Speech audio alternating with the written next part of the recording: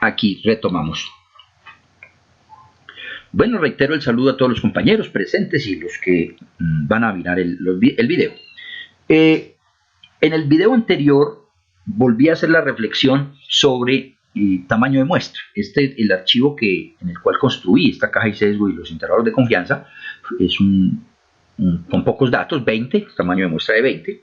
Por lo tanto, ahí es muy poco probable que nosotros encontremos valores normales. Pero eso no es definitivo. También podemos encontrar en otro tipo de tamaños de muestra mucho más grandes que no se satisfagan las variables cuantitativas en supuesto de normalidad.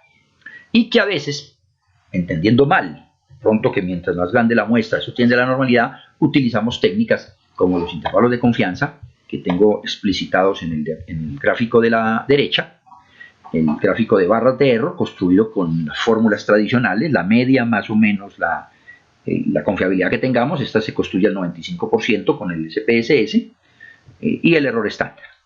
Pero ahí tendríamos un error grande, porque estos datos no son normales y no se deben de utilizar en esa técnica. Pues bien, avanzando un tantico, voy a mostrar acá precisamente qué sucede. En la parte superior tenemos las pruebas de normalidad. Kolmogorov-Smirnov por un lado y Shapiro-Wilk por el otro. Observan que tenemos 20 datos. Con los grados de libertad detecto esa parte. Ahí está. Por lo tanto, una primera situación es identificar cuál es la prueba adecuada. Yo siempre lo he sostenido, pero si las conclusiones a las que vamos a llegar son diferentes utilizando uno u otro, pues amerita esas reflexiones. En caso contrario, no. Veamos acá qué pasa con la prueba de Smirnov-Kolmogorov. En edad me está dando normal. Pero en las otras dos, colesterol y grasas, no me dan normales porque son valores. El SIC es menor del 0.05, que es el criterio más universal que se tiene, pero entendiendo, pues, obviamente, las discusiones que hoy se debaten sobre el valor P. El valor P o el valor P es este que tenemos, pero el punto crítico de 0.05 hay otras reflexiones para hacer. Pero de momento, estos valores, si son menores de 0.05, entonces indican que no cumplen normalidad. La edad sí la satisface mirando Kolmogorov. Mirando Shapiro, no me cumple ni la edad ni las grasas. Y el colesterol está como en la rayita para el lado que sí, pero mire, eso es una cosa, de alguna manera, yo diría que muy no tomaríamos una decisión con tanta argumentación, porque es que está en el borde, digámoslo así. Ahora, de entrada, la que se recomienda es Shapiro-Wilk, porque es para muestras más pequeñas. Usualmente hablamos de menos de 50, entonces nos fijaríamos acá. Y todas están en el borde de no normalidad. Sin embargo, si hiciéramos caso omiso de que esto es no normal y construimos los intervalos de confianza, entonces estamos obteniendo lo que nos da en la parte inferior, la tabla subsiguiente. Y ahí tengo un intervalo de confianza del 95% para el colesterol entre 238 y 307, etc. Pero esos intervalos, al entregar esa información, definitivamente estamos haciendo algo equivocado. Y es equivocado porque la fórmula no aplica para datos no normales. Las colas no son simétricas para estos casos, para el caso de no normalidad. Entonces, estos digamos, valores o indicadores que estamos calculando para la diferencia de medias o para la media misma de cada una de estas variables cuantitativas es un error. Son erróneas porque no nos cumplieron los supuestos. Y eso es lo que trata entonces nosotros de llamar la atención. ¿Qué hacer cuando eso sucede? ¿Qué hacer cuando no es normal? Ahora, antes de entrar a satisfacer esa interrogante de qué hacer cuando son no normales, observemos aquí para el tema del salario. Aquí dice el salario por categoría laboral y observen que los tamaños de muestra ya aquí son mucho mayores, sobre todo para los administrativos hay una muestra de 363, tenemos otro de directivos de 84, donde pues con 363 se podría uno pensar, eso, el salario se puede distribuir normal, pero estamos observando que ni en uno, Kolmogorov, ni en otro, aunque no sería tan útil para, o no es tan fuerte ni ese tipo de N, pero no habría problema en ninguno de los dos,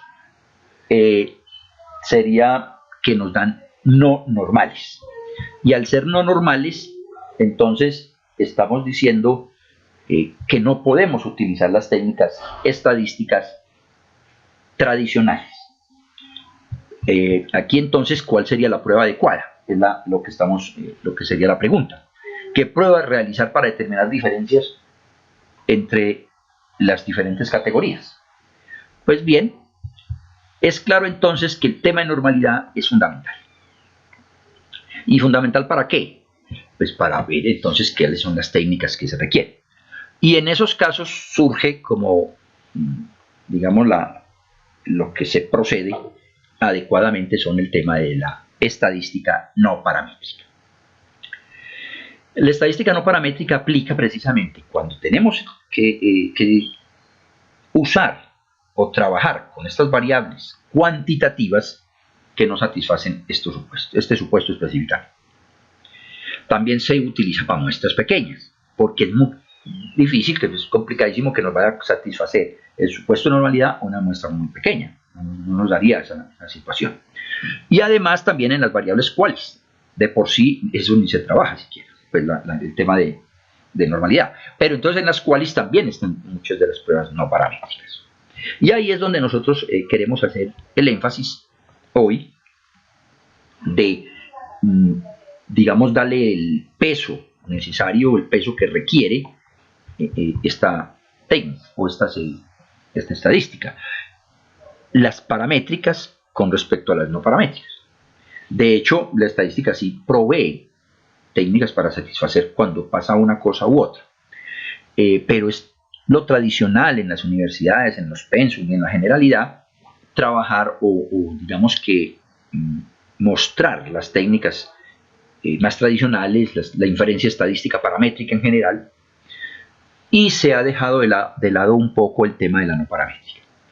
Y el llamado aquí es precisamente a que hay que ponerle cuidado, hay que apropiarnos de ese conocimiento. Todo aquel que esté en el tema de la investigación, pues no podemos extraernos de tener el conocimiento de ambas técnicas. Las paramétricas, pues las vemos muy a menudo, las encontramos, etc. Pero es más común de lo que pensamos el encontrar variables que no lo satisfacen. Independiente del n. Puedo tener un n de 10.000, de 20.000, lo que quiera. Pero hay variables como es el tema salarios que definitivamente eso no me va a dar normal. Porque se sabe que el salario, la más gran cantidad de personas están en los valores iniciales, una simetría positiva. Así de pronto logremos disminuir esa situación segmentando, tal vez por profesión o segmentando por cargos, se disminuye, pero en general vamos a encontrar esa situación de no paramétrica, que no se distribuyan a campanadas y por lo tanto no podemos utilizar los intervalos tradicionales, ni las hipótesis que son conocidas. Por lo tanto, está el tema de la no paramétrica y es lo que estoy conversando el día de hoy. Hay muchas pruebas, muchas más de las que tenemos incluso en pantalla. Quise sintetizar un poco ahí para no hacer tampoco el esquema muy extenso, porque el objetivo de la conversación, del monólogo en este caso, es, digamos que crear la inquietud o poner en el tapete la necesidad de mirar los supuestos y de utilizar las técnicas que realmente son adecuadas en cada caso. Algunas de ellas, y que todas las tiene los software, y en este caso específico el SPSS, pues aquí tenemos unas pruebas para una sola muestra, la binomial, la chi cuadrado, popularísima, el tema de rachas. Entre otras cosas, las rachas sirven para validar otros supuestos. Cuando uno trabaja los ANOVA, así sean normales, las variables cuantis, o sea, los tratamientos o como lo llamemos, pues hay que mirar que sean independientes y con rachas nos apoyamos en eso. Por lo tanto, aún en casos que se trabaje la estadística paramétrica, podemos hacer uso o debemos hacer uso de técnicas no paramétricas para validar esos supuestos. En este caso el de rachas, Smith, Kolmogorov, Shapiro para validar precisamente normalidad. Hay otras pruebas como el de Jaque-Vera, en fin, de medir normalidad, pero estamos hablando de estas comunes y el SPSS. Hay también para dos muestras, cuando nosotros veamos el tema de diferencia de medias independientes, es usual que casi que de entrada nos están solicitando la prueba T y nos dicen, bueno, o nos muestran de una el intervalo construido con la T para muestras independientes. También nos muestran en algunos casos la prueba T para muestras relacionadas, asumiendo ese concepto o que nuestros datos satisfagan ese tema de normalidad. Pero qué tal que no cumpla. Ahí tenemos que usar otras pruebas. Y esas otras pruebas son precisamente las que tenemos, algunas de ellas aquí en pantalla. La Udemann-Whitney es precisamente para mirar independencia en el tema de variables cuando no se comportan normales. Y si son dependientes, pues es Wilcox.